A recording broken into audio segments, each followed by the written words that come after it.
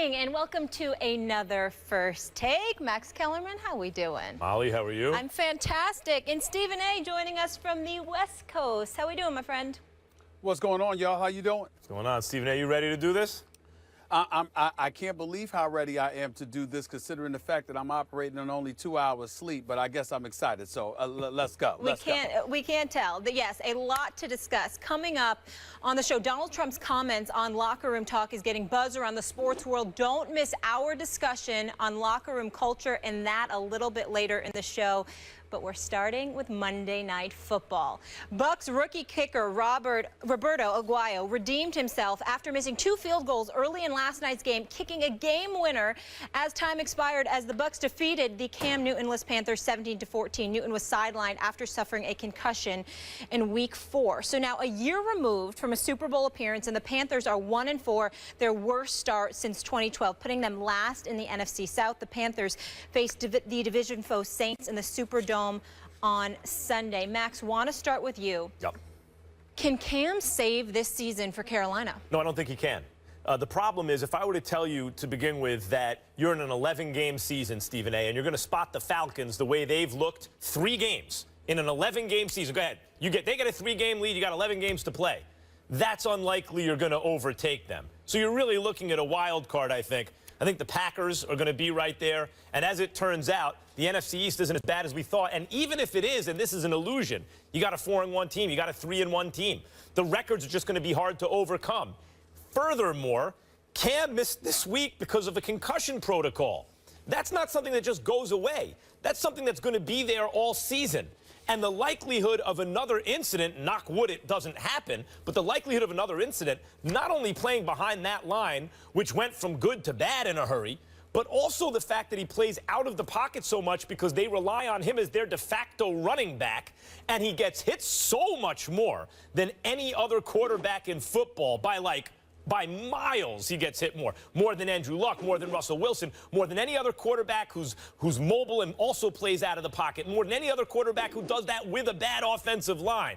I think that adds up to potential trouble going forward, not to mention the fact that the worry that they could be suffering from an NFC championship hangover. I mean, you'd hope the fact that they didn't win the Super Bowl would have motivated them, but there was always the chance that having had so much success, 2 losses, including the Super Bowl loss, only 2 losses on the season, maybe there'd be a hangover. And in fact, that's what you have seen so far, I think. This is a very physically big team who sometimes give me the impression, Benjamin on his routes, Cam, whether he's holding the ball, waiting a little too long, or running outside the pocket, they give me the impression that they think that they can just go out there and kind of impose their physical selves on their opponents. That's not the way it works. I don't see how Cam can right this ship in time to have a good enough record to make these playoffs. Max Kellerman, I'm going to disagree with you, but I'm going to openly confess and admit, which is something I don't normally do, that I have a significant degree of trepidation as to whether or not I'm right in saying this. I usually believe unequivocally that I'm absolutely right. That usually proves to be true because we all know I'm usually beating you up during debates. But on this particular day, I must confess to you that I do have concerns that my position may not be but so strong in this. Panthers' defense was poor last night. It was poor against the run. Coming into the game, it was poor against the pass. The decision to let Josh Norman go may come down as one of the all-time blunders because clearly their secondary simply is not the same. The front 7 has to overcompensate. As a result, their defense is out of whack. Teams know it. And on a week-to-week basis, whether it's the passing game or the running game, somebody always finds themselves taking advantage of the Carolina Panthers defense. And the offense ain't that much greater. Without Jonathan Stewart, they can't seem to run the ball effectively. Otis Payne, got 85 yards rushing, and everybody wants to act like this a cause for celebration. These guys are simply not in sync. There were 4 turnovers. 3 was by a backup quarterback and Derek Anderson. That's why he's a backup, because we all know he's had that in him, because he had had that in him in his career long before Cam Newton ever arrived. And, of course, Cam Newton wasn't playing last night because he's a bit concussed. So we take all of those things into consideration, and it's clear that there's a lot of situations that you can look at the Carolina Panthers and say, you know what, they're in a world of trouble. But what I would say to you is this. They still have New Orleans on their schedule twice. They still got another date against Atlanta at least one time, along with Tampa. And I look at the Carolina Panthers, and I say to myself, as tough as their schedule may be, having to go against the NFC West as well, having, I think San Diego on their schedule as well, along with a couple of other teams in the AFC West. I just look at it from the standpoint that desperate times call for desperate measures. And if Cam Newton is that first-tier quarterback that you say he is, Max Kellerman, remember, I'm the one that said he's second tier. You said he's first tier. You're also the one who said they were going to win the Super Bowl. You also said Carolina going to win the Super Bowl. Hold on, wait a minute. You don't get to bring that up on me right now because, again, I'll I'm be still the guy holding who on for says dear Cam life. Newton's tier 1. You'll be the guy who says the Panthers are going to win the Super Bowl. How's that? That's right. Okay, that's good. right. But I'm saying to you that before you so rudely interrupted me, I am conceding and confessing to you. I know what my pick was. I am struggling with it. It is hurting me right now. I got it. But I got to hold on to what I hold on to. And that is before the season began, I sat up there and we had a big argument as to whether or not Cam Newton was first tier or second tier. My specific example to you, Max, was this. I need to see more. I know what he did. I know what he's capable of doing, but first-tier dudes are guys who do it over and over and over again, and that's what I needed to see. Cam was out last night. When he gets back, we'll see. But the reason I'm holding out hope is because these boys with Kuechly, with Thomas and the crew, I think that combined with Cam Newton, it's one of those situations where you're desperate right now. Does it look bleak? Hell yes, it looks bleak. But I'm holding out hope for dear life that the Carolina Panthers will get it together. You don't even have to win the NFC South, the NFC South. You can get a wild card spot. The objective is to get in. And as long as they get in, they will have salvaged their season, and I'm not ready to rule out that they're not going to get a wild card spot as of yet. I mean, I think Cam is actually the least of their problems when he's on the field, even if he's holding the ball too long, even if he's not sliding when he should. He's the least of their problems. Not blocking from him is a problem. But he's a big solution. He's a big solution. Agreed. He's not having a running game is a problem for him. The fact that the defense can't get any pressure bringing 4, which is a big change from last year. I mean, Josh Norman aside, what happened to the pressure that the front 4 can bring? That's a problem. Look at the way Jameis took Tampa down the field in the fourth quarter. Tampa Bay right down the field in the fourth quarter. When they needed it most, it was like a hot knife through warm butter. I mean, right down the field to put them in a position to win this game. 30 times, though.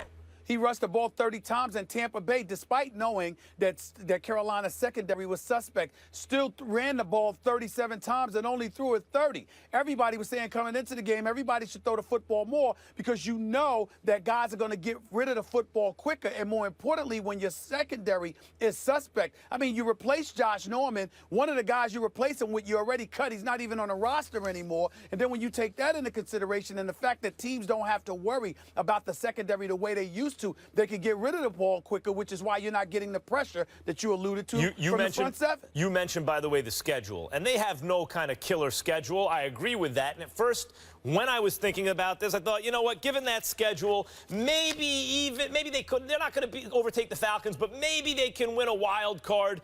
But you start to think about it like Arizona is the same kind of team as Carolina in the sense that people thought they were going to do something this year, and so far they've come short. They're just as desperate as Carolina. And so you get Arizona at home, but still, you're playing a desperate team, and every game in the rest of your schedules must win. The Rams are better than people thought they were going to be, and you got to go on the road to play them. Kansas City is Kansas City. Oakland is either they're ready or they're like one step away from being ready, but they have a high-flying offense. You have to go to Seattle. That's a very tough game for anybody, especially this Panthers team right now. So even the schedule, and this is what happens when you're just not that good. You know, if you could think of someone as a Super Bowl contender, you look at this schedule, you go, it's pretty good. You think of them as a team that's struggling, all of a sudden the schedule starts to look a lot harder. You can't afford 4 more losses on the season, and I can see 4 losses here very easily. Well, I'm saying you could see 4 losses there very easily, but just like we didn't see 15-1 coming, we may not see a comeback coming. Don't get me wrong. Like I said, this is one of those rare moments in your history with First Take where you actually have a very poignant argument that is not penetrable at this particular moment in time. You're gonna have to... I'll concede that. It's a rare moment. Enjoy the moment. This is a special moment Stephen for you, A., I know you're going on 2 hours sleep. I know you're going on 2 hours sleep. Did you forget what rare means? Do you know that rare, it means seldom, it means it doesn't happen a lot? Are you sure you know what that means? Well, listen, last week, I personally brought a dictionary and thesaurus for when I'm sitting across from you, but at the same time, I don't think I need it for the word rare. Gotcha. I think we're fine in that category. I wasn't but sure I the will way. say to you, again, today, you got it, because I can't, your argument is strong, and the Carolina Panthers haven't given me much ammunition, but I'm holding out hope that 6 playoff spots. You got the Falcons, you got the Cowboys, you got Green Bay, you got Seattle. I mean, come on, you got Minnesota, of course. That 6th spot is what we're talking about right now. That's how I'm looking at it. Listen, Stephen A., if it makes you feel any better, I picked the Cardinals to go to the Super Bowl. So what does that say?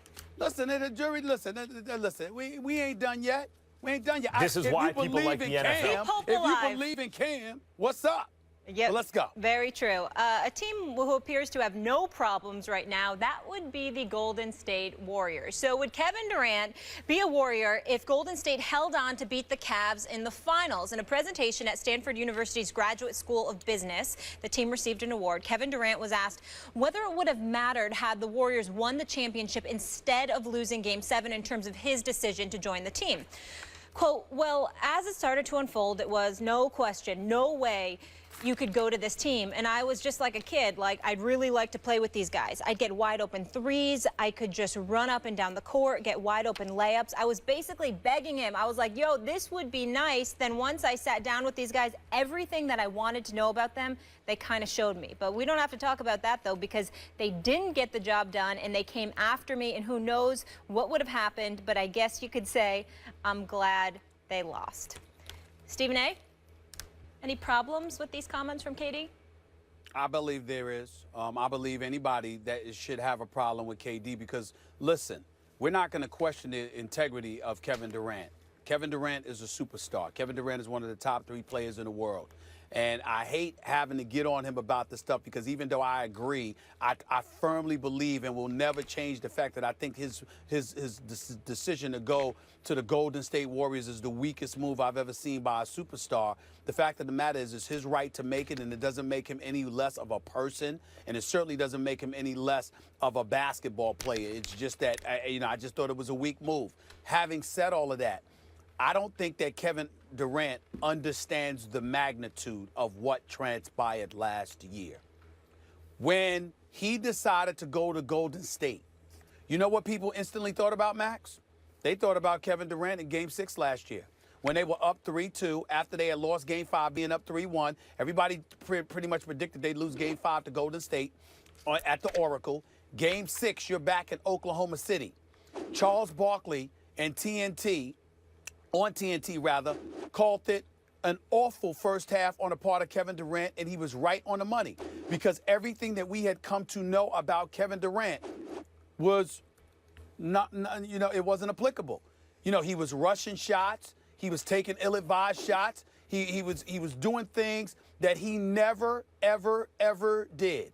He didn't look composed. He didn't look together. It looked bad. It looked like a straight choke job.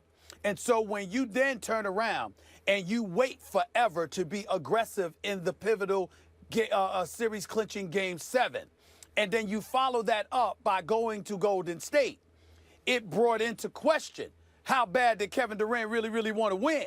Because had he won at Oklahoma City, it's my contention he could have done whatever he wanted to do and nobody could say anything because he would have delivered the goods for the franchise he had starred for the previous 9 years. But because he lost, everybody was saying, hey, you had a lot of people, not everybody, but a lot of people were sitting there saying, look, if he lost, then it's easier for him to make the decision to move. So it brings into a lot of conspiracy theories and all of this other stuff. Not that I believe it, because I know that Kevin Durant cares too much about the game of basketball and he cares too much about his own individual performance. He wants to win. But at the same time, you have to be cognizant of the noise that's out there, particularly when it's directly connected to your performance. Kevin Durant making a quote like this gives off the impression that even though he wanted to win, and nobody should ever be stupid enough to question that, the priorities, the level of desperation and urgency that somebody of his magnitude, having played in the NBA for 9 years, being the superstar that he is, still devoid of an NBA championship, the level of urgency that he's supposed to have may not necessarily have been what it should have been. And so when you say a quote like this, you step back, if you're me, and you're going, wait a minute now. What the hell is that supposed to mean? So them losing made it easier for you? Well, what about you losing? Did that make it easier for you too? You start thinking like that, because that game 6, man, anybody that want to have a problem with me and anything that I'm saying, I will encourage them to go back and watch that game 6. Oklahoma City versus Golden State. When Klay Thompson exploded, no doubt, ended up dropping about 41, and Steph Curry didn't hurt. He came out of his doldrums and he did damage. Kevin Durant didn't look like himself. Kevin Durant didn't look like the Kevin Durant we all know and revere. Kevin Durant's a superstar. Composure is not his problem. Scoring is certainly not his problem. But somehow, some way, that particular game, and for the most part, Game 7, it was. And a question and quotes like that leave some folks wondering why. I don't follow That's that. the bottom I don't line. follow that logic. I agree with you when you said that you weren't one of the people who felt that way, but there were those who were buying into conspiracy theories, which usually come from people with kind of paranoid minds and delusions because they either don't have access to high-quality information or don't know how to process information when they get it. Those are the people who thought he would throw a game. I agree with you there. But I don't follow this logic that if he loses to Golden State, he has more of a pass to leave. No. If he beats Golden State and wins a championship especially, but even just beats Golden State, he then has an excuse to say, look, I did what I was supposed to do beating those guys. Now it's time for me to go. He tied business up. He can leave. I don't get the logic that says if he loses to them, it makes him easier to go. Let the insider talk to you right now. Please Max. do. I believe exactly what you just said. And that's what I said. And then guys in the NBA community came up to me and said, do you know Kevin Durant? I said, what are you talking about? They said, had he won, in his world, it would have been more difficult for him to leave. Because you've worked to build all of this, and finally you are a champion, and you bring that to Oklahoma City. In his world, Gotcha. It would have been more difficult for him to leave had he won. Given his psychological profile. Right. Okay. That's what they're saying. I don't know that This is because why I want to make asked. sure. I want to make sure everybody understands. I did not talk to Kevin Durant about this. I do not know. I am telling you what NBA insiders have told me. Guys in the league, they say, "Do you know this dude? Do you know how he thinks?" It would have been more difficult for him to leave, Stephen A., had he won rather than had he lost. That's why I asked That's Stephen A. what they Because when said. you come to an opinion like that doesn't make sense to me, I usually assume you have information that I'm not privy Yes. to because everyone Yes. texts you all day This is long why I said from that. all over the league. Right.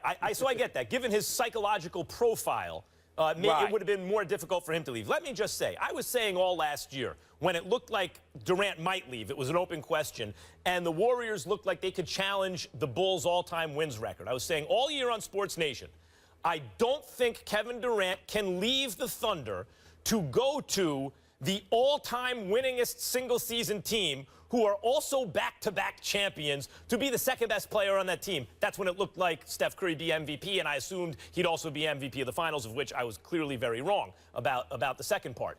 At any rate, I would maintain that position the whole time. Once They lost, meaning Golden State lost in the finals. I also said on Sports Nation at the time, this opens the door for Kevin Durant because he's no longer going to the winningest team ever, back-to-back champions. He's going to a team that couldn't get over the LeBron hump because it's really Mount Everest LeBron. It's tacit acknowledgement that LeBron is so great that when he has a crew, boy, it's going to take more than the winningest team ever. You got to add also the best available superstar, and then maybe you can get over him. So I thought there was an opening for him. And let me just say, for those who excoriate Kevin Durant about this, and I know you've made the distinction between what LeBron did forming a team and Kevin Durant joining a team already with chemistry.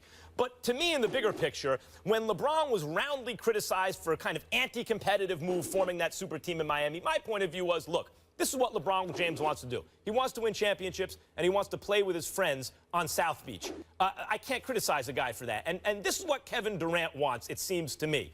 He wants to play basketball the way he thinks it should be played. He doesn't want to be in a situation with another superstar where it's constantly about who takes the last shot, who's the alpha. He wants to fit in as an important piece on a team where the guy who takes the shot is the open man. And in Golden State, he saw that. And the fact that they lost gave him the kind of just enough daylight, just enough of an opening to actually join them. Fine. We disagree there because I don't want to use the word excoriate because he certainly has the right to do what he did, and he's no scrub. He's going to be a superstar no matter what team he's playing for because he's one of the top 3 players in the world.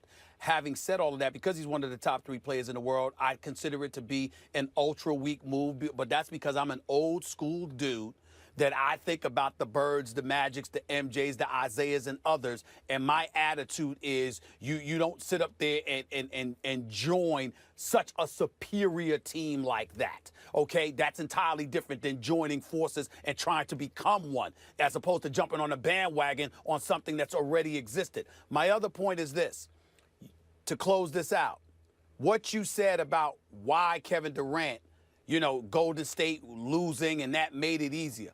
You're not wrong, but what I would say to you is that it's not complete. Both scenarios is the perfect ending for a guy who wanted to leave Oklahoma City to go to Golden State. You losing in the conference finals and them losing in the finals. One without the other would have made it difficult. Both together happening. That's a beautiful scenario that somewhat justifies it in the minds of people like Max Kellerman and others, but it doesn't work with me. He may win a championship, but at the same time, a matter of fact, he damn well better win a championship after making this move. It's just that I look at it and I say, there's something about this that's tainted. It's the epitome of jumping on the bandwagon, and I've never seen anything like this in NBA history. The epitome of if you can't beat them, join them. Coming up next, the era of Big Papi is officially over. David Ortiz calls it quits after 20 seasons. So is he a first ballot Hall of Famer? Don't miss that debate. And Donald Trump's interpretation of locker room talk continues to be a hot topic among athletes. What does our former NFL lineman Jeff Saturday have to say about it? Stay tuned. Find out right here on First Take. You know the golden rule. Those who have the gold reach the rules. Hey, oh. You're stupid. And then celebrates when he does something good. Come on! I was being glib. Ow! But this guy's special. Come on! And then comes the cliff. Shh. I barely understood what the hell you were saying. The Yankees are up 3-0. This is a team that never give up. Even if we lose the game, we still play the game right. Swing, and there's a shot. Deep to right. That ball is gone. A home run. It's all over the Red Sox. I'm still breathing. Swing, and he muscles one. Shadow center. Base hit. And here comes David to win it. The Red Sox are going to New York. David Ortiz does it again. Ortiz blasts one. Right field. There it goes. Gone. Adios, Pelota. And Senor October strikes again. The Red Sox have won the American League pennant. Move over, babe. The Red Sox are American League champions. The Boston Red Sox are the world champions. Can you believe it? It is a chaotic scene. A pair of explosions on the north side of Boylston Street, what was supposed to be the finish line to the Boston Marathon. This jersey, it doesn't say Red Sox. It say Boston. This is our city. And nobody gonna dictate our freedom. Stay strong. Ortiz to right field. It is gone! David Ortiz, the newest member of the 500 Club. Big Papi, the greatest clutch hitter in Red Sox history. The game that I love, the game that made me be who I am, is something that definitely I'm gonna carry it the rest of my life. He is certainly going to be missed by more than just Red Sox fans. And with the crowd calling for one final encore after the Red Sox were eliminated by the Indians in Game 3 of the ALDS, David Ortiz came out to say goodbye, as you saw, to Fenway and the Boston fans one final time. He's the first Red Sox player to have his number retired while he's still active. But, Max, the question is he a first ballot Hall of Famer? First ballot Hall of Famer? Nope. Really? No, that's not a hard call. Eventually, with some context, we put him in the Hall of Fame. Yes, I do think eventually he'll have a case. First ballot Hall of Famer? Absolutely not. Look, let's start with the failed PED test in 2003. It was supposed to be a secret test, and it was leaked. The results were leaked. And that may be unfair to David Ortiz. If you think you're taking a secret test and the results become public, that's unfair. And yet we do have that knowledge. We can't kind of take that out of our brain, especially with a guy who was thought once upon a time in Minnesota to be a good left-handed platoon DH kind of guy, maybe, and then wound up released by Minnesota and turns out to be one of the, great sluggers of his era. Now, look, he did wind up with Hall of Fame numbers, even in a PED era, although there are other DHs like Jim Thome, for example, who hasn't come up on the ballot yet, but when he does, should get in ahead of David Ortiz. Jim Thome had more home runs than David Ortiz, by 50, 60 home runs. It's 612 to under 550 for Ortiz. He had around the same on-base percentage, around the same slugging percentage, around 550, but an on-base percentage 20 points higher. And unlike David Ortiz, Jim Thome actually played the field. He played not only some first base, but some third base. David Ortiz only had fewer than 2 seasons worth of any defensive value whatsoever, and that as a bad defensive first baseman. So he's a one-way player in a steroids era in which he has been suspected and maybe implicated, if you consider a released secret test score an implication, where he was never the best hitter in the league. He was among the best hitters in the league for a very long time and had 0 defensive value. He was a clutch hitter. There's a debate about whether clutch hitting exists or not, but to my eyes, if there's such thing as a clutch hitter, it's David Ortiz, who, while his overall postseason value, Stephen A., is very similar to his regular season value. It's not like he elevated overall, but in the World Series, which I don't care if you say, well, he just happened to get hot in the World Series. Those are very high leverage games. He played in 14 of them and absolutely raked. So I do think he gets extra credit for that. Maybe there's a Hall of Fame case. It's a borderline Hall of Fame case, and it's certainly not first ballot. I disagree with you. In my opinion, he is a first ballot Hall of Famer. I do understand the argument when people would say no Bonds, no Clemens, no A-Rod, then it damn sure can't be David Ortiz. But what I would say is that all of them have PED-related cases involved in terms of staining and sullying their name. Bonds, the cream and the clear. A-Rod, serial perpetual liar. In the case of Clemens, sitting up there when he had every opportunity to just mind his business and ride into the sunset, he's going to literally wag his finger in front of folks on Capitol Hill after taking pictures with senators and congressmen, of course, sitting up there talking about, he didn't do anything wrong when your own wife is on the cover of Sports Illustrated, whatever magazine it was, looking more ripped than him. And we found out that he had stuff delivered to his house. I'm sorry. I don't put David Ortiz in that category. The lone stain on David Ortiz's career was that secret test from 2003 where it intimated that, he tested positive for PEDs. He has categorically denied it. He was never suspended. He was never reprimanded, to my knowledge. And so when I look at it from that perspective, it's their word against his. Nothing followed up after that. That is that. Now we get to the baseball field. You want to tell me he's a DH? Fine. You want to use the argument that he didn't play the field? Fine. Let me look at this.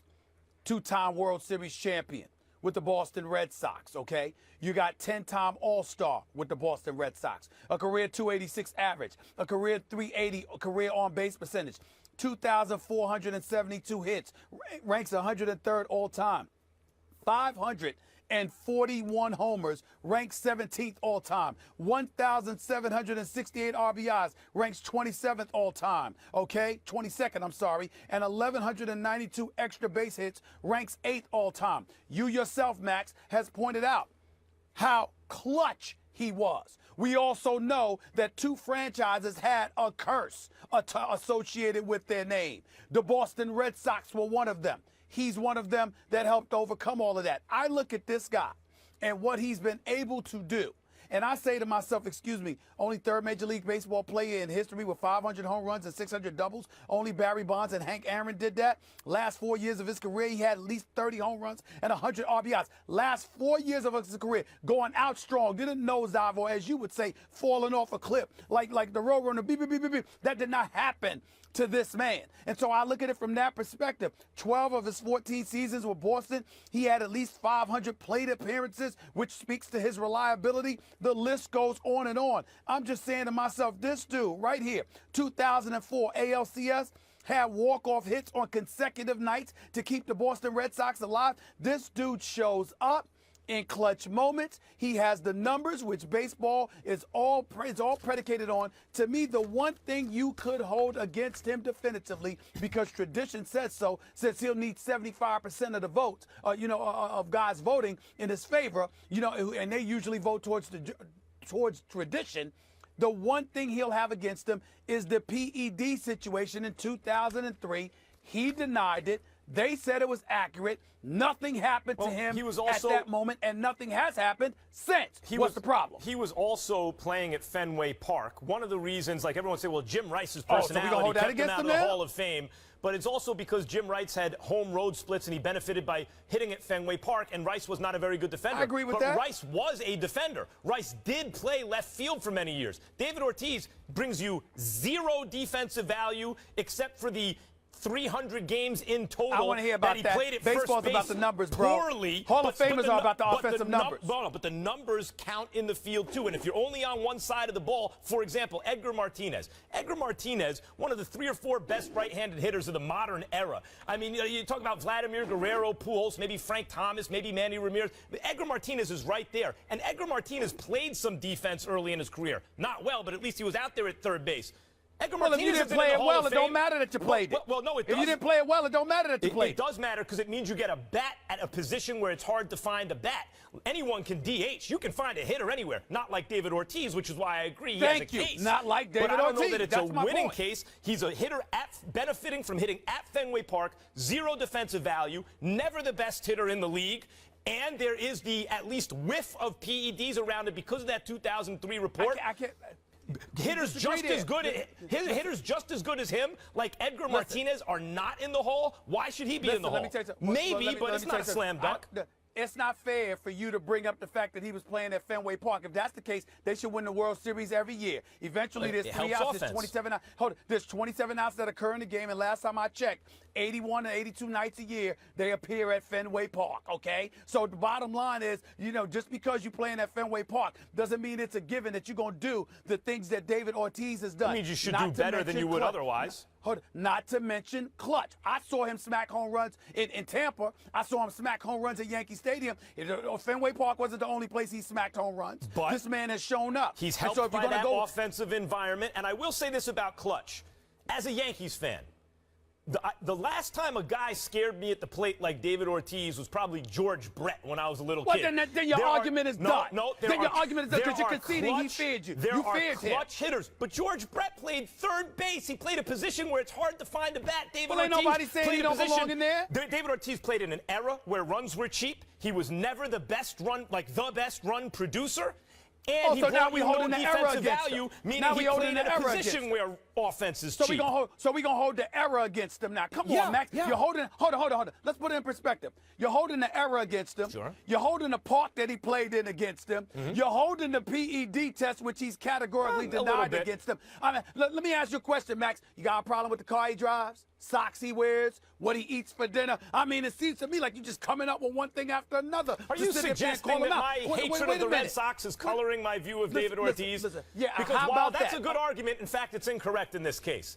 I'm not saying he should never be in the Hall of Fame. Maybe the argument will be made successfully one day that he belongs in there. I'm saying I know a first ballot Hall of Famer when I see one, and it's not that I'm holding the fact that he DH'd, that he played for the Red Sox and all that against him. I'm saying considering those factors, you have to do an awful lot to overcome them. Has he done a lot? Enough? Maybe. But has he done more than Edgar Martinez? Maybe not. Has he done more than Jim Thome? No, he hasn't. Thome hasn't been up for the vote yet. I heard you. I heard you loud and clear. You're wrong.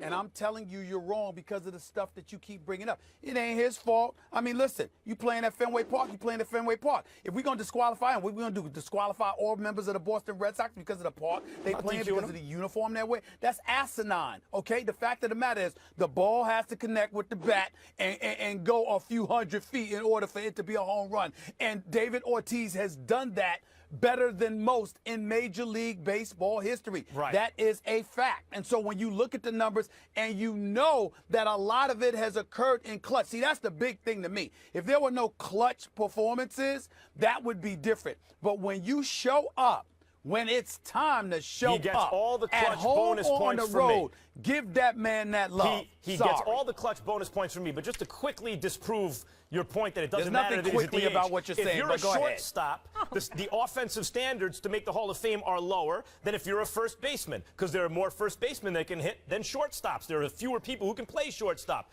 Everyone can play DH, so the offensive standards are Everyone much can play DH. higher. Who's played DH like him? Who's played I DH like mentioned David Edgar Ortiz? Martinez and Jim Thome, who were every bit the hitters he was. So let them in too. Oh, Jim Thome was every bit the hitter? Yeah. I love Jim Thome. Jim Thome was big time. But I'm talking about in terms of clutch performances. I mean, really? No, he was not as clutch as David Ortiz. I All agree right, with that. all right. I agree with that. Okay. Ortiz is a special clutch player. That is true. Thank you. All right. Hall of Fame. Let's Maybe a leave bit. it. Let's Clutch. leave it there, guys. Agree to disagree. So you heard them on Big Papi's legacy. Max says he is not a first ballot Hall of Famer. Stephen A. says he absolutely is. We want to know what you think at home. Go on Twitter now. Vote. We'll share those results a little later in the show. But coming up, Tom Terrific. He shows no rust after beating the Browns on Sunday, and even says he feels 10 years younger. Will that be enough to change Mr. Kellerman's opinion? Tom Brady's just about done. It could be his next game he plays. It could be a year from now. But he is going to fall off a cliff. Tom Brady is going to be a bum in short order.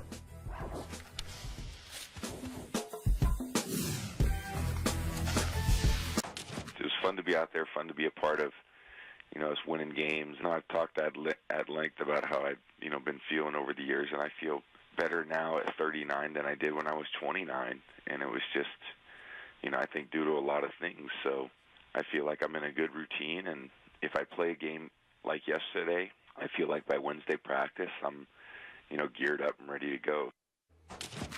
This is going to be good. That was Tom Brady saying he feels better now than he did at 29. They say 30 is the new 20, folks. Will Kane in the house. Good to see you for this conversation. Good to see all you folks. Thank you for joining us. This one's going to be fun. Max, I'd like to come to you, my friend. Yes.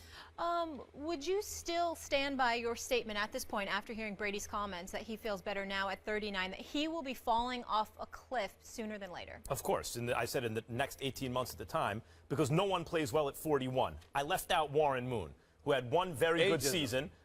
That's the only player in the history of football to have a good season at 41. It was something less than his very best, but it was a good season. He passed for 3,600 yards back then, 25 touchdowns, 16 interceptions. Not exactly an MVP season, though he went to the Pro Bowl, and I think he won Pro Bowl MVP that year. But he was something less than an MVP, but a good player. That's the best 41-year-old season ever. Ever. That's it. That's the only one. Now, I mentioned Brian Burke's study, who now works for ESPN, from 2014, where he talked about, and the reason I describe it as a cliff, and when I went to research, like, maybe there are underlying things that warn you, hey, the cliff is coming. In fact, Brian Burke's research said, no, there are no warnings. There are no warning signs. The guys are cruising along at very high altitudes. They can do this forever. They fall off without warning. Now, an interesting point that Burke brought up is that maybe natural variance in performance can explain it, that, no one stays at the same level every year all their careers, so sometimes you go down, sometimes you go up, but when a player goes down at 40, 41 years old, the assumption by everyone, including the player, is, oh, they must be done. And considering it's a tough sport and they usually have a lot of money by then, if they made it that long, they decide to retire. Whatever the case may be, I was saying the same thing about Peyton Manning a couple of years ago. And before everyone says, well, of course he had the surgery. Yeah, right. But I'm talking about when he was throwing his 55 touchdowns. Oh, he could do this forever. Peyton could go till 45. Look at this. No, guys. He's heading for a cliff. No, he could go. The next year he was on pace to do the same thing. Wound up with 39 because he started falling off because the injuries started adding up. And then, sure enough, there went the cliff, and he went falling off like every player, including Brett Favre, including everyone who ever lived, who played the position. Tom Brady is cruising along at an incredibly high altitude. He's my pick for greatest quarterback of all time. He will be 40 years old in August. Trying to couch it. Here comes the... I know you aren't talking about letting someone else speak. Yes, I am. Actually, Go yes, ahead, I am. I promise you, if there was a clock, you dominate it. Trust me. Can we get a clock? Okay, let's get a clock. Go ahead. Let's get a clock. I'm up. Go ahead, Will. I thought I was a deciding vote between this epic battle between you two. Oh. No, go ahead. No, it's you. Oh, you want me to make this rebuttal? You're going to let me Yes. take the reins here, Stephen A. Let me show you what I'm up against, by the way. I sit down here at the table. You're off in L.A., and look what I'm faced with. This. Can you see that, Stephen A? That is a list of all 40-year-old quarterbacks. This is Max's spreadsheet of all the quarterbacks he's ready to throw down here today. Yeah. Right. I don't need it. I don't need it. Right, because you're not going to talk about facts. I'm going to tell you about facts. I don't need it, but notice he kept it over there. And now he's referring to it. Go ahead. By the way, Will, before you speak, I'm proud of the shirt, tie, jacket combination. This is the second week in a row. I'm very, very proud of you. Very proud. You're getting there. My spot on this show is entrenched firmly between you two, Stephen A., because about 30 seconds before we went on air, Max made fun of my shirt. Here's what I'm curious about with this spreadsheet. Is George Blanda on here? You know, why are you referring to my spreadsheet? That's what I want to know that you just mocked. George Blanda played till he's 48 years old. You very kindly pointed out Warren Moon, Vinny Testaverde's in that range as well, Doug Flutie. These guys all played well into their 40s. Now, your contention is that there's a cliff, that Brady's going to hit this cliff. Well, all due respect to that spreadsheet, Max, that's no great insight. That's how things go in this world. Right. Failure. I thought it wasn't, and then everyone started arguing against me. Failure, death, anything kind of happens suddenly. If things go bad, they go bad quickly. The question is when, and this is the thin limb you're out on. Specifically saying soon and in the next 18 months. Nothing about Tom Brady has told you should rely on historical precedent. Nothing. Everything from the start of his career has said he's breaking historical precedent. Lowest rated quarterback to have this kind of career, lowest drafted quarterback to have this kind of career, to play this late in his career. Everything he's done says throw everything out the window, including, by the way, that he's reinventing how you take care of your body. All these other guys you point out, they don't eat like Brady, they don't exercise like Brady, he keeps muscle pliability, that's his main thing. My man eats 80% vegetables and grains, Max. He won't touch a tomato. Well, in that case, he'll be great at 50. He won't touch a tomato because he's worried about inflammation. This guy is prepared to play later than anybody you've ever seen. So what you're saying is, because Brady presents you with the most evidence that maybe he could be the first quarterback ever to be elite at 41, therefore, it's actually a better than 50-50 proposition that it's going to happen, because you're right when you identify. All I'm really saying is everyone gets old. And by the way, at that position, here's the age at which they get old, and people want to argue with me. One last point. These statistics always exist until they don't. Right. No NFL rushing champion had ever won the Super Bowl until Emmitt Smith did. We always have these stats until they're gone. And what I would suggest to you, Tom Brady is going to be the moment of truth for your historical Tom Brady will precedent. break the odds. Yes. Yeah. Okay. Stephen A., get in here. Stephen A. He has the same coach, the same system. On top of it all, you could barely touch the quarterback in this day and age, and he takes care of his health. To me, Max's position is utterly ridiculous. I've been saying this. I can't believe he's got me agreeing with Will Cain of all people. But I have no choice in this matter, because Will Cain is absolutely right when he points out the stuff that he pointed out. Eating right, taking care of himself, got the supermodel wife. I mean, he's got it all. And you know, listen, happy wife, happy life. You understand what I'm saying? I mean, he's living large. And we all know, and keep this in mind, Max Kellerman This is the part where I got you, and I hope you. And I want y'all to put me up on the split screen because I got Max here. I mean, Max, there is no way you can get around what I'm about to say to you. It's going to blow you away more than anything that I have ever said. Are you ready? Yes. Are you ready for this, Max? Yes, I'm ready. I'm ready too. This is gonna be good. I am not married, but you are. The power of stress. The power of happiness elevates people. Stay with me here. You are a very, very happy man. Every time you walk in with those eyes of yours, you just look beautiful. I mean, it's not just the beautiful daughters, it's the beautiful wife. Everything. Am I lying, Get more Mollywood? compliments on this show than I do at home. Does this guy rave? Does this guy or does he not rave about his wonderful wife and family every single day? So guess what? That makes you happy. And when you are happy and healthy, stay with me, Will, as well. I'm here. This is something that ultimately stretches your lifespan in a lot of different ways. True. You're healthier. Can I You're ask the feeling obvious good. question? First Your happily married spirit is up. quarterback? The whole bit. Wait, but I just want to complete this metaphor really quick. So Max is happy and healthy at home, and you're not? Is that what you're saying? You were the other end of that spectrum. That explains why I win all the debates on this Is that show. why we're elevated? I must confess to you. I'm a happy man, but it's nothing compared to how happy I intend to be. Y'all lives are the way that they are. I'm going this way. Oh, we peaked. I'm on the way up. You know what I'm saying? I'm all right. I'm okay. It's coming. It's coming. Life is getting better. It's closing in on me. It's closing in. The 48-year-old's peaked. I have no doubt. You know why? No, I'm sorry. The younger men have peaked. The 48-year-old's on the rise. Because he waited to get That's married. right. Yeah. Yep. That's right. Well, you know what? Hey, listen. Some guys had to be older when they were younger. You see what I'm saying? Yep. A lot of things. Yep. That's all. And it's all going to happen, the fairy tale. All right, coming up next, Will, you will join us a little later. Thank you so much. I'll be here. We've got some breaking news involving Greg Hardy and why it's likely we have seen the last of Hardy on the football field. We will tell you and react after the break. Stay here. It's First Take. First Take has became a home for me. You know why? Not only do we come here and talk sports and what's going on in the whole athletic arena that we follow, but guys, you allow me to come here and be myself.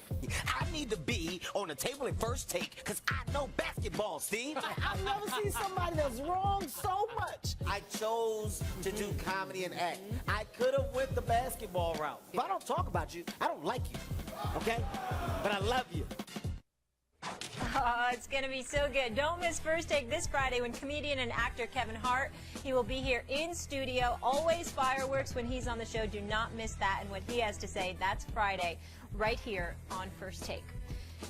Meanwhile, Greg Hardy is making the move to mixed martial arts. The controversial former Dallas Cowboys defensive end has decided to put his football career on hold to pursue MMA. MMAfighting.com has learned. Hardy, who does not have an extensive martial arts background, has been training for several months in the Dallas-Fort Worth area. And according to his team, several promotions have already expressed interest in signing him. I'd like to know which promotions those are. Stephen A., your reaction? I'm scared, to be quite honest with you. This is a guy, played at Mississippi. We know he played in Carolina. We know he was a big-time player before, obviously, his transgressions, something he's denied despite a judge on a bench trial in North Carolina convicting him of assault and beyond. The fact of the matter is that he seems to be an unstable individual. Now, when you talk about MMA, whether it's MMA or whether it's boxers or anybody in a pugilistic sport, I have profound respect for them, not just because of their abilities, Max, to actually fight, but also the dedication that it requires in order to be great, and more importantly, the discipline. And the thing that scares me about Greg Hardy is that I actually believe that he's somebody that whose discipline I can't trust. I can look at guys in the MMA, and I've met a lot of those fighters, and I've met a lot of guys that obviously are boxers, as obviously you have, Max. And no matter what they are in the ring, when they step away from it, they understand who they are and how that stuff has to be restrained, because essentially they're licensed weapons physically because of what their abilities are. And we have questions as to whether or not Greg Hardy can be somebody to exercise that level of discipline. So it's one thing when you're playing football and you struggle to curtail and harness your violence. It's another thing entirely when now you're engaging in a sport where you have a license to assault folks and you're hoping that will be enough. But I must confess to you, when I heard this, and I just heard about the story a few minutes ago, which is why we automatically incorporated and implemented it into this show, my primary concern is, well, now he's going to focus on fighting, which means he's going to become a more skilled fighter, which means that the probability is there that he'll become even more violent. And if that happens, how much of a danger will he be? I hope I'm wrong. You know, I believe in second chances, and you just hope that people fly straight and get themselves on the right track and do the kind of things that they need to do to move forward and become productive and model citizens in our society. But to have questions or trepidation about that when it comes to this particular individual, and to know that he's going to be harnessing, improving upon those violent skills even more so, I got to admit, it kind of makes me a little bit scared. My mind goes to, why are these promotional companies lining up to sign him? And I think the answer is that whether or not it's fair to Greg Hardy that he's perceived as someone who's evaded justice or who's unstable, in fact, that's how he's perceived by many, and not without reason. These promotional companies, it seems to me, are lining up, well, of course, because he's famous. No, it's not just because he's famous. It's because you will attract a certain amount of attention from people who are rooting against him, who he's the heel, who want to see him punished for his transgressions or perceived transgressions. He wasn't actually convicted. So the question is, how good will he be as a fighter? Like, will he actually get his comeuppance? And I'm here to tell you that if that's what you're rooting for, that's what you're going to get. He will get his comeuppance in the octagon. Or in MMA, because what we found, look, this is the way let's take the UFC, for example, because that's the brand name in MMA. UFC started before Zuffa bought it. Originally, it was a high concept idea. It was, who wins, the judo guy or the karate guy, the kung fu guy or the boxer? And there was actually an answer to it. The answer was the Brazilian jiu-jitsu guy wins. Royce Gracie beat everybody pretty early on, won a bunch of them in a row. And then finally, American wrestlers and others realized if we can have enough of a ground game to stay out of submission holds, hyperextend limbs, and so they tap out or else choke windpipes and stuff like that, affect someone's breathing. If we could just stay out of those holds and hit back and grind them down, ground and pound, we can compete. And from this has emerged a much more homogenous kind of fighting style that leads to success in MMA. But I would say, even for the big guys, you've got to be able to handle yourself on the ground. You need, in order to have lasting power, to staying power, you need either a Brazilian Jiu-Jitsu background or a wrestling background, neither of which, to my knowledge, Greg Hardy has. Right. So if you're looking to see him get his comeuppance in MMA, I think you're going to see it.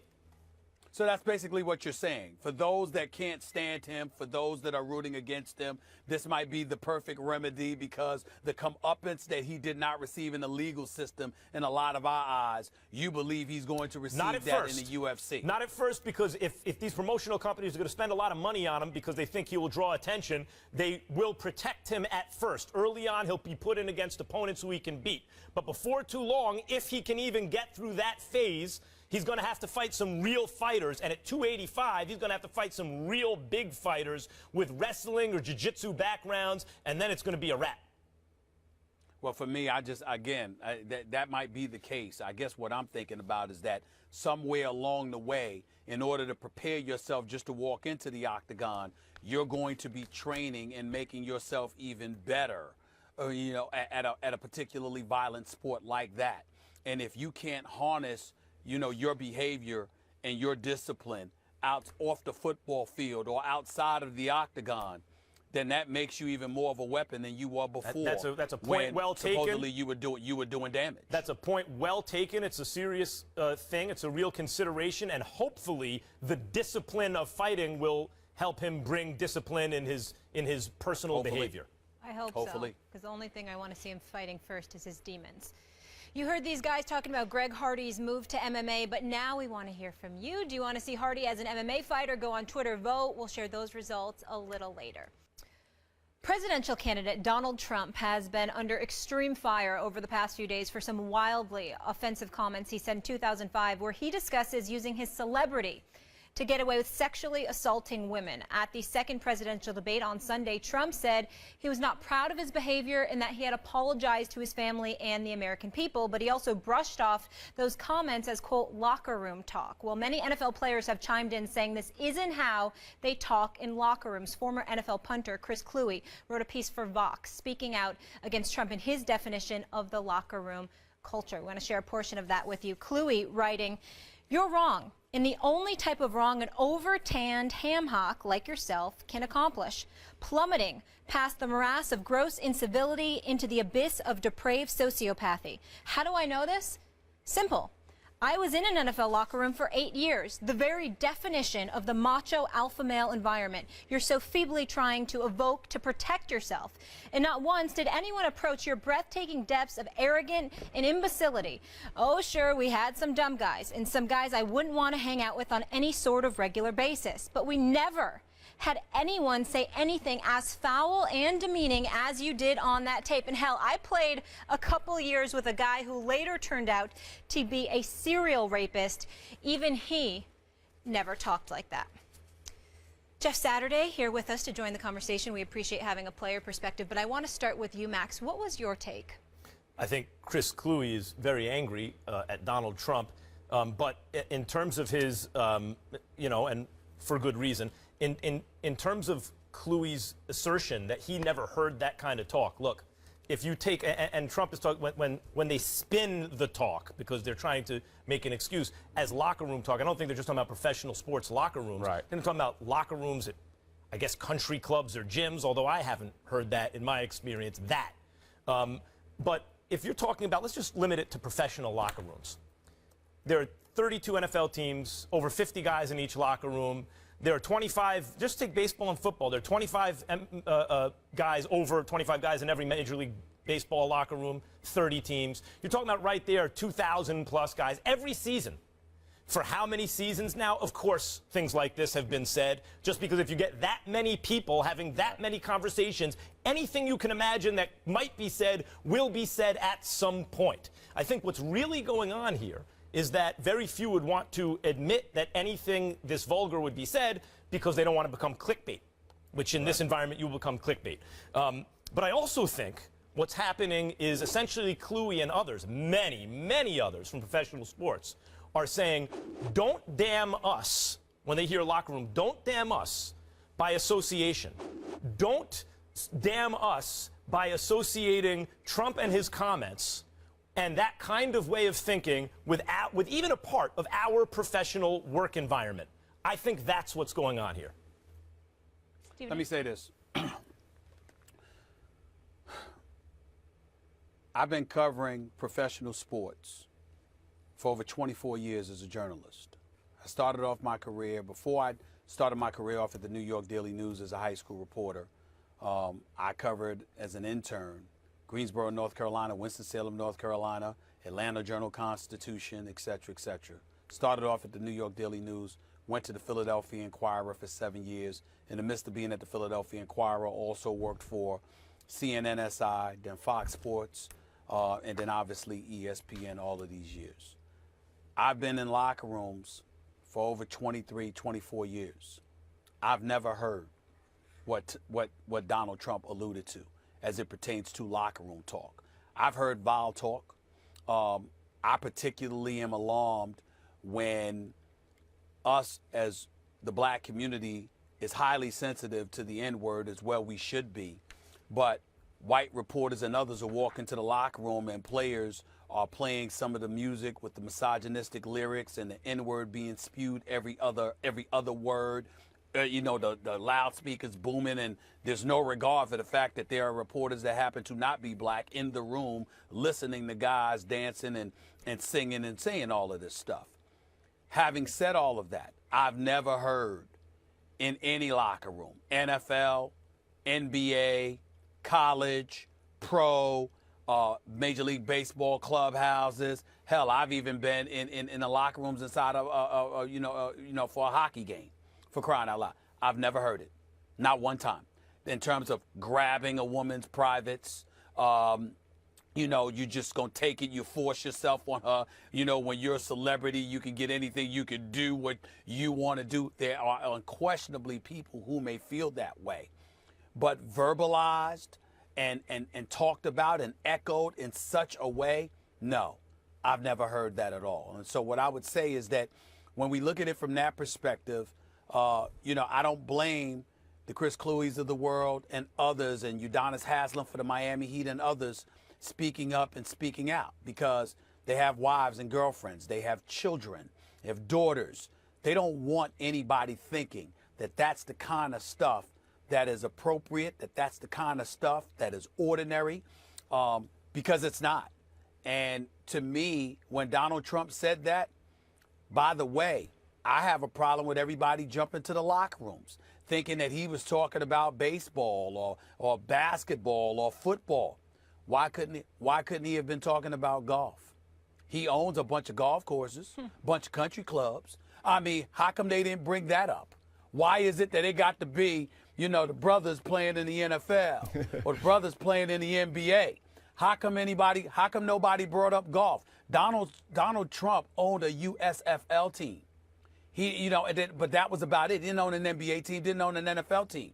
But what he is synonymous with, other than his real estate ventures, buildings, and beyond, is golf.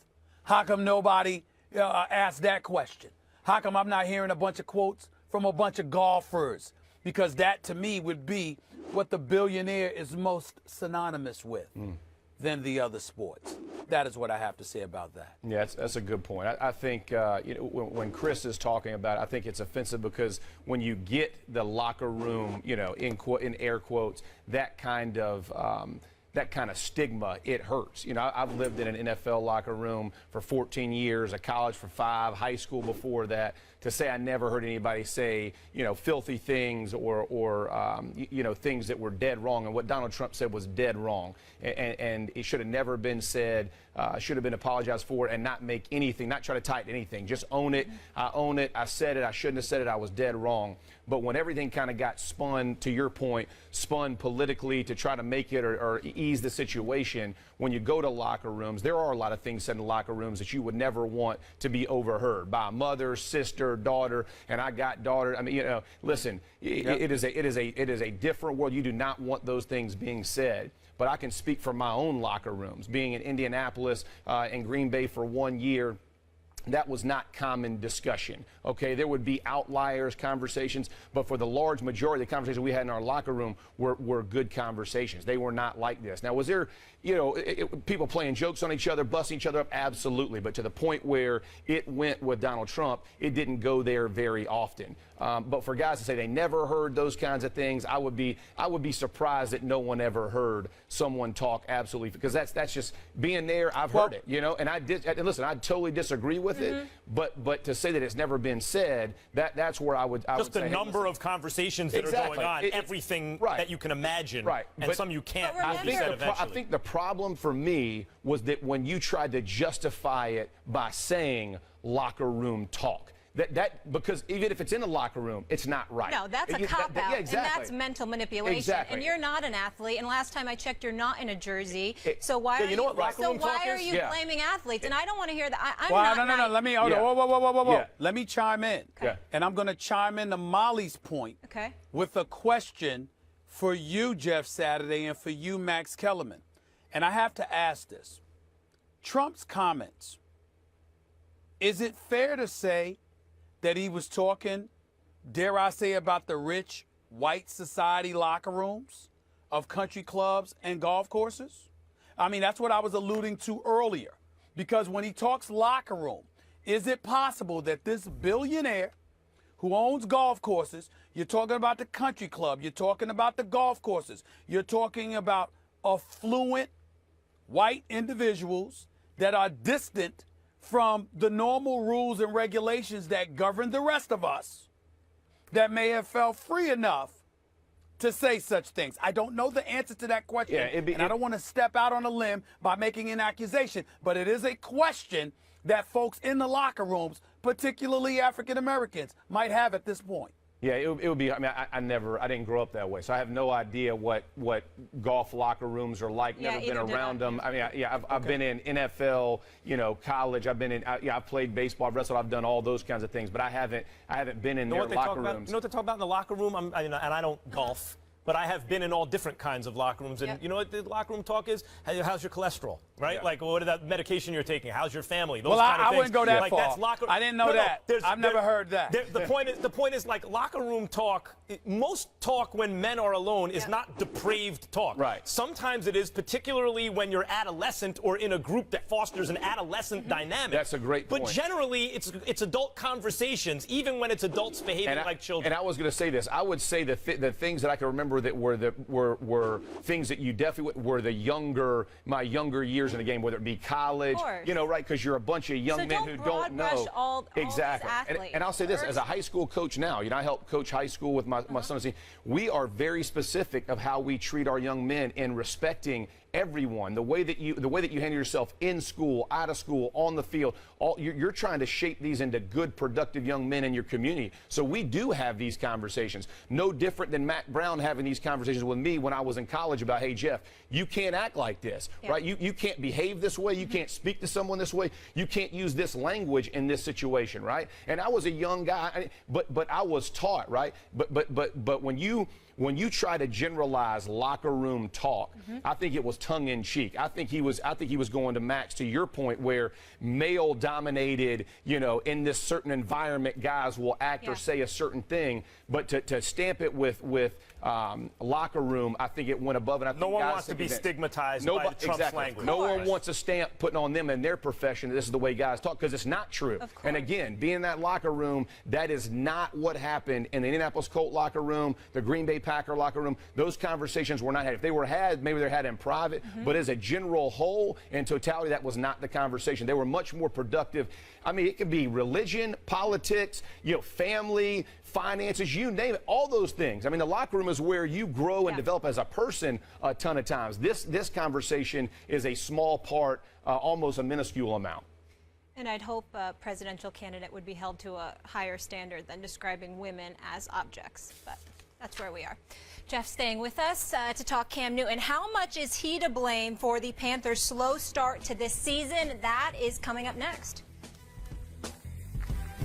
Meanwhile, with Cam Newton sidelined for last night's Panthers-Bucks game because of a concussion, multiple people in his inner circle have counseled him to play more carefully, sources telling ESPN. Those close to Newton have urged him to get down, out of bounds, or into the end zone quicker than he did in Week 4, when he allowed the Falcons a free shot at him as he reached for the end zone. Cam has reportedly acknowledged the message and said he will do a better job of protecting himself when he can. The Panthers are now 1-4 on the season, putting them last in the NFC South. Jeff, I want to start with you here. How much of their poor start in terms of responsibility should be on Cam's shoulders? Well, there's 52 other guys who haven't pulled their weight either. So to just single out Cam and say he is fully responsible or more responsible, I wouldn't go there. The one area I would say he is responsible to a degree was the play in Atlanta when he coasted in the end zone and basically gave them a shot to take you out. And when you're talking about your franchise, right, the league MVP, struggling team, right, you're down, you got the Falcons at home, division opponent, all those things, you got to protect yourself. As a quarterback and as the franchise, all the things that you can do for this football team, it's important that you protect yourself. So now what you've done by taking that shot is you've given the next opponent, which is the Bucks, and a quarter with the Falcons, or 2 quarters with the Falcons, how many he played, a chance to jump you in the division. So there is some responsibility for what he did. But let's get before that. He has taken an immense amount of hits, from the offensive line, from protection blunders, from guys missing, from missing hot reads, whatever it is. But when I tell you, and I've been beating this drum for a while, he takes incredibly violent hits. It's not just sacks, somebody tackling and rolling him, doing those things. He is getting smoked. I mean, guys are running through him, and it can be 2 and 3 guys at a time. He's getting driven into the ground. That takes a toll no matter who you are. I understand he's a big man, he's physical, he's all those things. But take it back to Denver in week 1.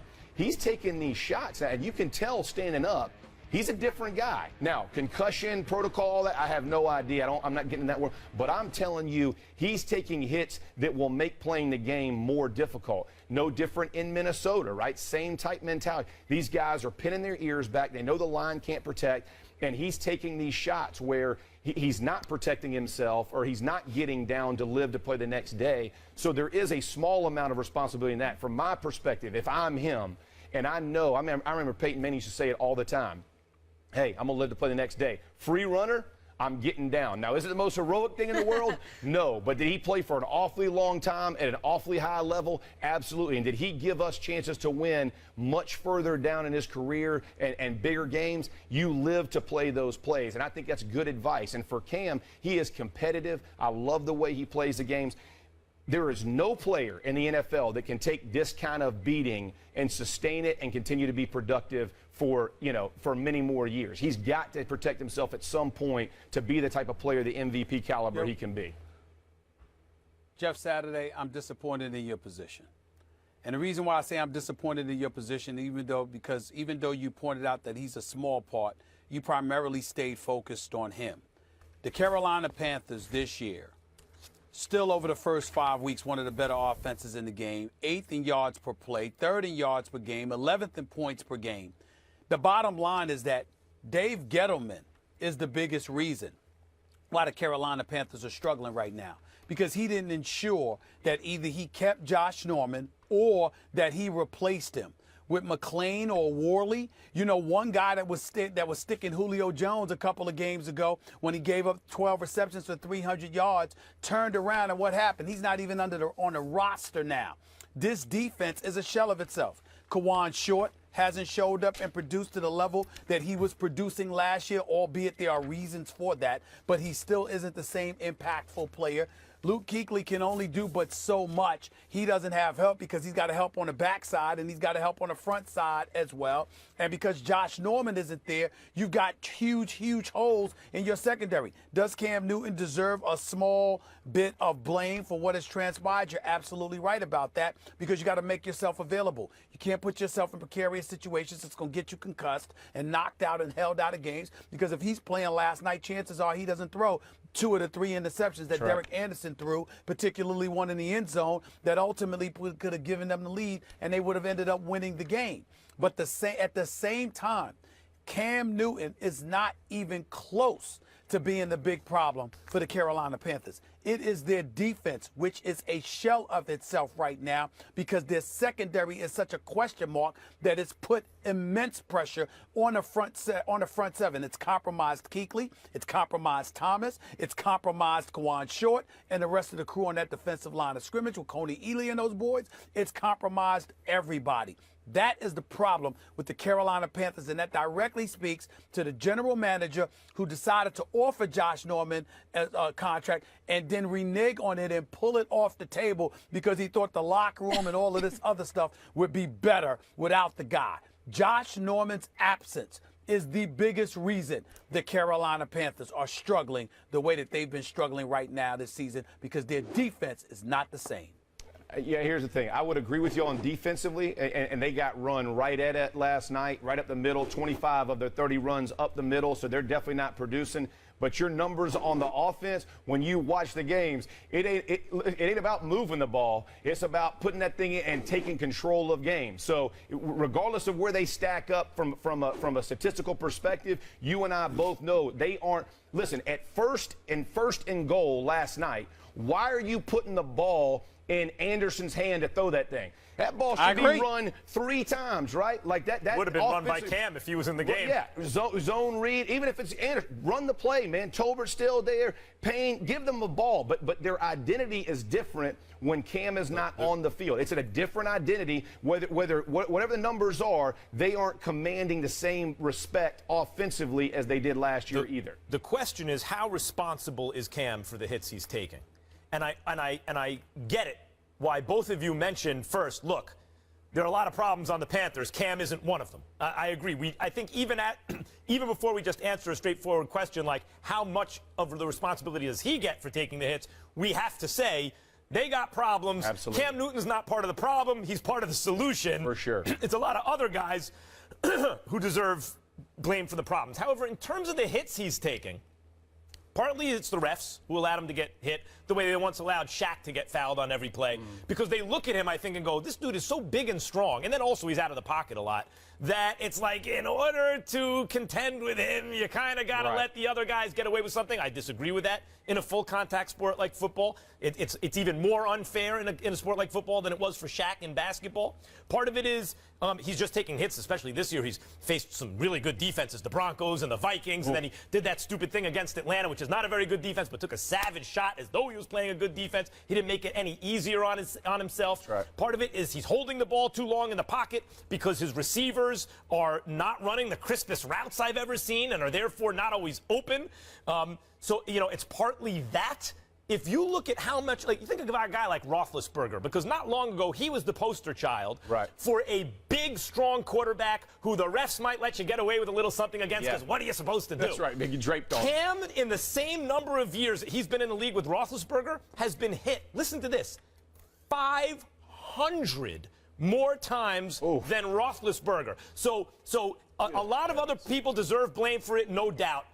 But part of it also has to be Cam Newton. He's got to slide. He's got to play a little smarter. Even when they use him as the de facto running back, he's got to be smarter about the way he does it. He can't hold the ball as long in the pocket. I mean, part of it's him. That's fine. That's fine. But when you're trying to overcompensate because you know the kind of team you played on last year and that it's a shell of itself defensively this go-round, which puts more pressure on the offense, you're going to take chances. Of course, he has to do a better job of protecting himself.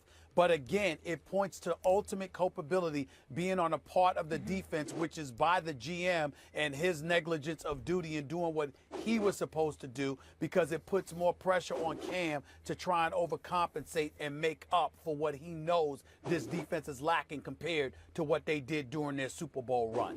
That's why I said the defense. Team's also missing Jonathan Stewart as well. And Cam, stay off the segues. We don't need to see you getting hit by pass rushers, hit by cars, but we have to go to break. Jeff, thank you so much for being with us. Appreciate you.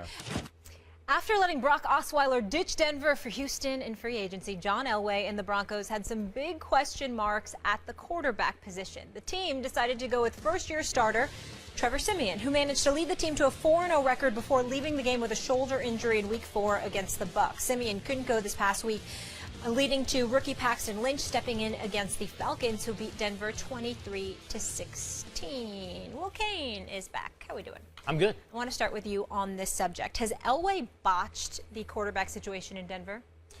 Well, I don't know if he's botched it yet, Molly, but the only thing saving him is 3 good games by a 7th-round draft pick. I mean, we all are living under this delusion right now that John Elway is a football genius who's reinvented football, where all you need is a middle-of-the-road, middle-class, workmanlike quarterback and an amazing defense, and you win Super Bowls. And we're overlooking the fact John Elway is doing everything he can not to be in that situation. Max, look at this. I'm just going to give you the history over the last 2 years of John Elway. Number one, he signed Peyton Manning. Now, when he signed Peyton Manning, are we supposed to pretend like he thought he was just getting a quarterback on his last legs that was going to limp across the finish line and take a Super Bowl with him?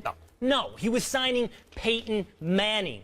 And then after Peyton Manning, he tried to keep Brock Osweiler. Molly, in your introduction, with all due respect, you said, let Brock Osweiler go. That's not what happened. Brock Osweiler got a better offer from Houston that he never let Denver match. Denver offered $16 million a year, offered $30 guaranteed. They never went back to Elway and let him try to match it. So we don't know what Denver would have done. Then the answer was trade for Mark Sanchez. Then it was draft Paxton Lynch. You passed on Dak Prescott. Now listen, a lot of guys, including every guy in the league, passed on Dak Prescott 3 times. But again, Elway is doing everything he can to find a quarterback. It isn't some master plan that apparently was put in place in April to have some team built around defense and a below average to average quarterback. That just wasn't the plan. And the only reason he's not getting called out for it right now is because a 7th-round pick in Trevor Siemian has put 3 good games together. And once that guy wasn't around, you saw what happened this weekend. You're making the case for Elway. You're How making is that the a case case for the genius of John Elway, in fact. What is the genius? Because he doesn't have a crystal ball. There's no way to know with certainty what's going to happen. However, he GM'd the team to the Super Bowl behind an outstanding offense led by a superb quarterback, maybe having the greatest season anyone's ever seen. And a couple years later gets back and wins the Super Bowl based on subpar quarterback play but an amazing defense. He reinvented it. Now, what he did here with the quarterback situation is he said it in the press. He said, look, I think there should be a middle class of quarterbacks. There are scrubs and there are franchise quarterbacks. I'm paraphrasing now. But there should be a middle class of quarterback, and I'd like to pay Brock Osweiler in that range, which is the right way a GM has to operate. In a hard cap league, the whole value of a GM primary value is correctly pricing talent. You have to get that right in the draft, free agency, contracts to your own players. And he looked at Osweiler and said, I just can't pay him that much money. I can't do it because he's not worth it. Well, the reason Osweiler left is because they had every indication they were going to pay him as a middle-class guy, not a franchise guy.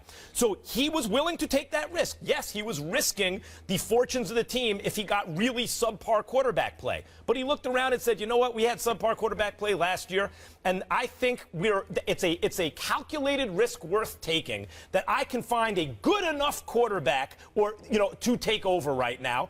And the fact is, he did it. So reinventing as he goes, innovating, which you like, it seems to me that you're making the case for Elway's value.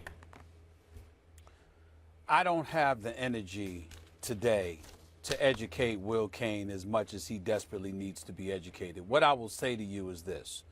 2 of the last 3 Super Bowls the Denver Broncos have played in. They're the reigning defending Super Bowl champions. Trevor Siemian, those 3 games that you point to that he played well, the man was drafted 7th round in 2015, didn't throw a single pass in his first professional football season. He comes out this year. He wins 3 games for them. The lone loss that they have is because they had a rookie in Paxton Lynch at quarterback last seen throwing for the University of Memphis. You got Emmanuel Sanders and Demaryius Thomas as your wide receiver. You retained C.J. Anderson. Your offensive line is not shabby. Your defense is arguably the best in all of football. And the corners that you have with Roby, with Aqib Talib, with Chris Harris Jr. is clearly the best trio secondary in all of the NFL. I am quite sure that Will Cain and everybody else can pick apart and nitpick something here or there. The quarterback about John position. This is not an indictment of John Elway as a GM in general. It's his management of the quarterback position. You two see a master plan that involved Trevor Siemian, a 7th-round draft pick, rising to middle-class status.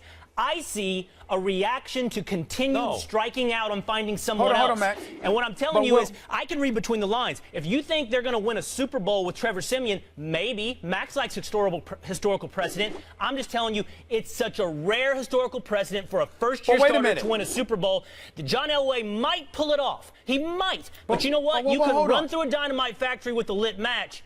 You might make it out alive. But wait a minute. You have to hold on, Will. You have to make up your mind what you want to do week to week in terms of dollars and cents and how it might impact the decisions a particular GM makes. If you have a Demaryius Thomas and an Emmanuel Sanders and a C.J. Anderson who you retained so you can prevent him from going to Miami, and you've retained guys while losing a Danny Trevathan, while losing a Malik Jackson, so you sit up there and you say, okay, the quarterback is worth this much. This is what we believe he brings to the table, even though it would have been ideal to keep Brock Osweiler because he's somebody we nurtured and we wanted him to be that guy.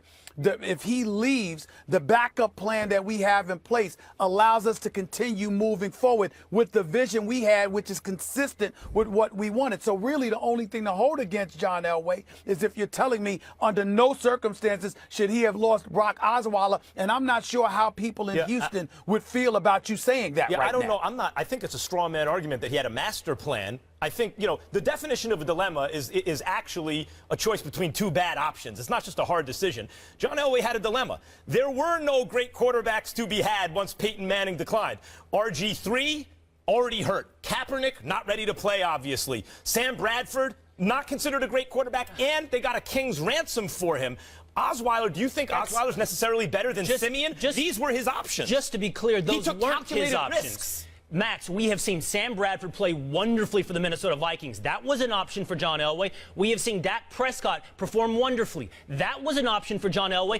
The question is this. No, it's not. Yeah, you're saying John Elway managed the quarterback position to put himself in position to maximize his Super Bowl abilities? Right. And the answer is no. No, you're saying... And the only reason we're not having this conversation more readily is because you've seen 3 games from Trevor Simeon. I'm telling you, that's a shaky ground to be on. Absolutely. In other words, the argument hasn't been decided whether or not the calculated risk he took paid off this year, although in the long run, not being tied to Osweiler for big money, I think is probably a pretty good bet. But when you argue, well, Dak Prescott was available, everyone passed on him a couple times at least, but he was available. That's less than a Bradford is playing really well and still healthy. Let's see if that continues. All you're really saying is that Elway, in your opinion, hasn't necessarily been proven to have made the optimal choice at quarterback yet of every position. However, for a guy playing on the fly here, trying to make do with the best situation and not handcuff his franchise with a bad contract, I'd say so far the evidence looks pretty good, wouldn't you? I'd say right now, for example, when I came on your show and said they should do everything they can to trade for Phillip Rivers, and you both said that's insane. I said, well, at least Stephen A. said it was insane. All right, fine. I was met with this reaction. There is a master plan in Denver, and what I see is not a master plan. I see continuous reaction to bad circumstances. Maybe, Max, you're right. He's making the best of bad circumstances. But I see a few other examples he could have taken. Bradford, Prescott, whatever it may be. See how it shakes out. You're also assuming Simeon is not better than Osweiler we for have a lot to go, less Max. money. Guys, yeah, we got to go to break. I got to go to commercial now. You know it's bad. But I got to tell you we got to go to commercial. All right. So if you haven't gotten enough of Stephen A. in today's First Take, didn't get your fix, you can watch him on radio 1 to 3, or listen to him, Sirius XM Mad Dog. And then if that's not enough, tonight, Stephen A. Late Night seems a perfect match made in heaven there. He will be on Jimmy Kimmel Live tonight. We'll give you a preview when we come back. Oh, really? 4 takes, that's you. 3 takes, not me. First Take became a home for me. You know why? Not only do we come here and talk sports and what's going on in that whole athletic arena that we follow, but guys, you allow me to come here and be myself. I need to be on the table at First Take because I know basketball, Steve. I've never seen somebody that's wrong so much. I chose to do comedy and act. I could have went the basketball route. If I don't talk about you, I don't like you, okay? But I love you. I want that jacket he has. Don't miss First Take this Friday when comedian and actor Kevin Hart will be here in studio. Always fireworks when he's on the show, so you don't want to miss that and what he has to say. That's Friday right here on First Take. So most of you start your day with Stephen A. right here on First Take, but you can catch him before you go to bed as well, because he will be a special guest on Jimmy Kimmel Live tonight. Stephen A., are you excited for your late night? Of course I'm excited. I think late night is in my future someday. Not in the immediate future. Don't worry, I'm not leaving in the mornings, but I am a late night kind of guy. It's actually, I'm more up during late night than I am in the morning. So that's just how I roll. I'm looking forward to it. Me too, although as soon as I wake up, Stephen A. Smith. When I go to sleep, Stephen A. Smith. It's everywhere I turn, it's Stephen A. Smith berating me for something. Ubiquitous individual that I am. What can I say? No, what can I say? It's going to be great. I hope he has a little fun with you. I know he will. Uh-oh. I do. Jimmy Kimmel, when doesn't he have fun? Yeah, Kimmel's the best. I can't wait to see this. I hope it's a little fun with Stephen A. Some people are afraid to. All right, we're looking forward to it. We'll set our DVR. See you all tomorrow.